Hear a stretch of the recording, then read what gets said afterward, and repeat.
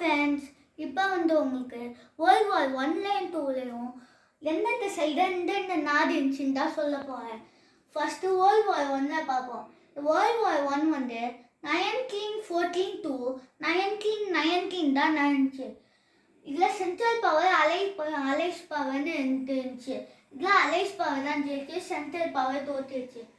அப்புறம் இதில் astro ஹங்காரி empire. இந்த ஆஸ்ட்ரோ ஹங்காரி கிட்ட இருந்து செர்பியா இண்டிபெண்டன்ஸ் வாங்கிறதுக்காக போராடினால தான் இந்த வேர்ல்ட் வார் ஒன் நடந்துச்சு. அதான் அந்த ஆஸ்ட்ரோ ஹங்காரி கூட சேர்ந்துக்கிட்ட பார்த்தா ஜெர்மன் எம்பையர், ஜெர்மனியோட எம்பையர்.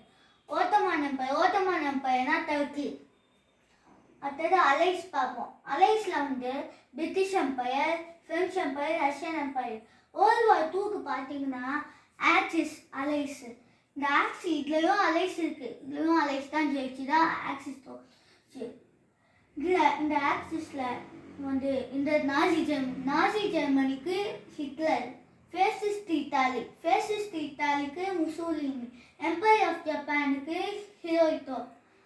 அப்புறம் நம்ம அலைஸ்க்கு பார்த்தா அலைஸ்க்கு பிரிட்டிஷ் எம்பையருக்கு கிங் ஜார்ஜ், ஃப்ரெஞ்ச் எம்பையருக்கு, சோவியத் யூனியனுக்கு ஜோசப் ஸ்டாலின், யூஎஸ்ஏவும் ரிப்பப்ளிக் ஆஃப் சைனாவும் இந்த அலைஸில் இருந்துச்சு. இந்த வேர்ல்டு வார் டூ 1939 to 1945 தான் நடந்துச்சு. இந்த வீடியோ உங்களுக்கு பிடிச்சிருந்தா லைக் பண்ணிடுங்க, ஷேர் பண்ணிடுங்க, சப்ஸ்கிரைப் பண்ணுங்கள். மறக்காம அந்த பெல் பட்டனை கிளிக் பண்ணிடுங்க. பாய்.